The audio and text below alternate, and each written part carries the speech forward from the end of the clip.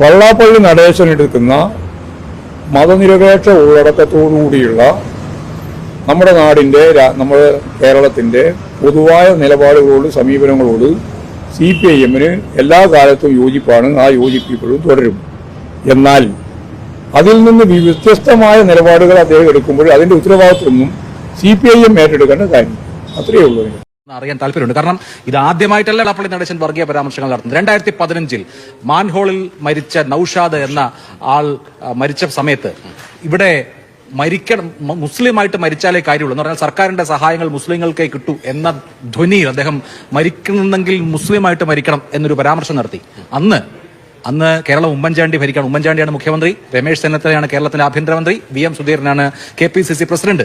അന്നത്തെ KPCC president VM Sudheeran ഒരു പരാതി കൊടുക്കുകയും അന്നത്തെ സർക്കാർ 153A IPC 153A ഇട്ട് ആലുവ പോലീസ് വെള്ളാപ്പള്ളി നടേശനെതിരെ കേസെടുക്കുകയും ചെയ്തു. അതായത് UDF-ന്റെ സർക്കാർ 2015 ഇതുപോലൊരു പരാമർശം നടത്തിയതിന് മതവിദ്വേഷം ഉണ്ടാക്കി എന്നതിന്റെ പേരിൽ വെള്ളാപ്പള്ളി നടേശനെതിരെ കേസെടുത്തിട്ടുണ്ട്.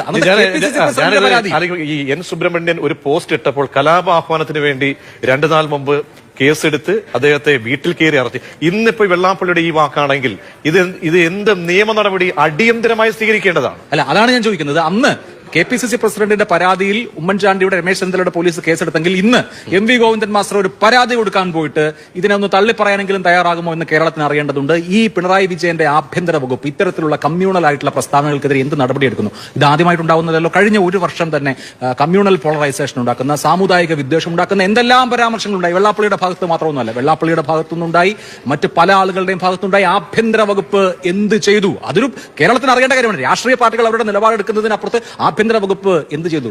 ഈ ഉണ്ണിമായ ഒരു സിനിമയിൽ ബേസിലിനോട് പറയുന്ന ഒരു വാചകമുണ്ട്, എന്റെ വാവേനെ കൊണ്ട് അതൊന്നും പറ്റില്ല എന്ന്. ഈ വാവ എന്നുള്ളത് മാറ്റി വാഴ എന്ന് ചേർത്താൽ അത് ഈ ഇപ്പോഴത്തെ കോണ്ടെക്സ്റ്റിൽ ആഭ്യന്തര വകുപ്പിന് ചേരും. എന്തുകൊണ്ടാണ് ആഭ്യന്തര വകുപ്പിന് ഇക്കാര്യത്തിൽ ഒരു ചെറുവിരൽ അനക്കാൻ കഴിയാത്തത്? ഇതേ വെള്ളാപ്പള്ളി നടേശനെതിരെ മതവിദ്വേഷം ഉണ്ടാക്കിയതിന് UDF-ന്റെ കാലത്ത് കേസെടുത്തിട്ടുണ്ടെന്ന പ്രീസണ്ട്. UDF സാമുദായിക പ്രകടനമാണ്, ഞങ്ങൾ മതേതരവാദികളാണെന്നാണല്ലോ LDF പറയുന്നത്. എന്തുകൊണ്ടാണ് UDF-ന്റെ കാലത്തെ കീഴ്വഴക്കം പോലും ഇക്കാര്യത്തിൽ വെള്ളാപ്പള്ളി നടേശനെതിരെ കേസെടുക്കുകയോ നിലപാടെടുക്കുകയോ ചെയ്യാൻ എന്തുകൊണ്ടാണ് CPM-നും LDF-നും സർക്കാരിനും കഴിയാത്തത് എന്നുള്ളതാണ് ചോദ്യം.